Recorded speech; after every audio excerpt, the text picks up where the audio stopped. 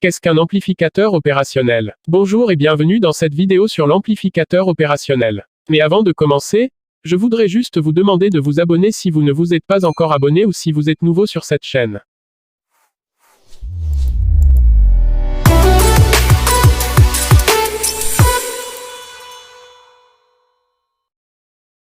Merci. Pour faire simple, un amplificateur opérationnel est tout simplement un dispositif électronique permettant d'amplifier une différence de tension. Il est également appelé ampli OP ou AOP pour faire plus court, ou encore ALI pour amplificateur linéaire intégré. Il possède deux entrées et une sortie, d'où sortira une tension correspondante au produit de la différence de tension en entrée, multipliée par un facteur prédéterminé, le coefficient d'amplification fixé d'usine de l'ampli OP. Vu comme ça, on se demande bien à quoi il pourrait concrètement nous servir, et dans quel cas on pourrait s'en servir. Physiquement, un amplificateur opérationnel se présente généralement sous la forme d'un circuit intégré, DIP, SOIC, TO99, avec plusieurs broches, standards. Deux entrées et une sortie par ampli OP, car il peut y avoir plusieurs AOP dans un même circuit intégré. Une alimentation positive. Une alimentation négative qui peut être la masse, avec certains AOP. C'est donc un circuit actif, en ce sens où il nécessite une alimentation électrique externe, pour fonctionner. Au niveau des signaux acceptables en entrée, l'ampli OP peut aussi bien fonctionner avec des signaux en courant continu, des signaux en courant alternatif. Au niveau de sa représentation graphique, au sein des schémas électroniques courants, on le représente sous la forme d'un triangle, avec ses entrées à gauche, sa sortie à droite, et optionnellement dessous ses bornes d'alimentation. En image, voici ce que cela donne. Ces broches peuvent être appelées de différentes manières, par convention, et selon les fabricants. On retrouve ainsi l'entrée V+, aussi appelée entrée non inverse.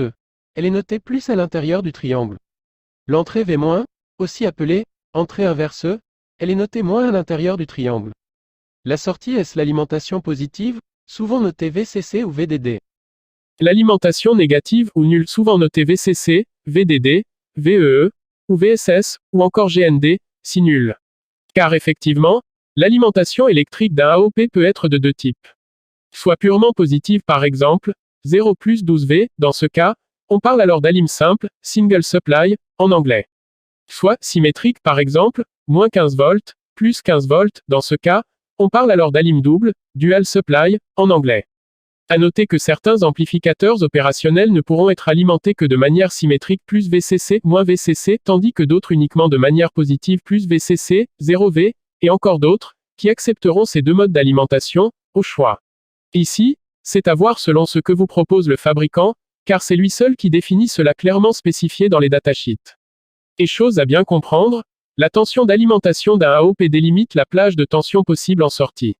Autrement dit, si vous alimentez votre ampli OP en -12V plus 12V, alors la tension de sortie ne pourra que se situer entre ces -12 volts et plus 12 volts. Au niveau de la mise en boîtier, les amplis OP se retrouvent généralement au format circuit intégré DIP, SOIC, ou BGA, avec de 1 à 4 amplis OP à l'intérieur. À présent, il faut savoir que, comme le laisse entendre son nom, un amplificateur opérationnel permet d'amplifier quelque chose, une différence de tension, en l'occurrence. En résumé, il faut donc retenir que l'amplificateur opérationnel est un circuit intégré, qui amplifie l'écart de tension entre ces deux entrées de tension différentielles. Cet écart ainsi amplifié se retrouve en sortie de l'ampli OP, mais ce, dans les limites de la tension d'alimentation de l'AOP en lui-même.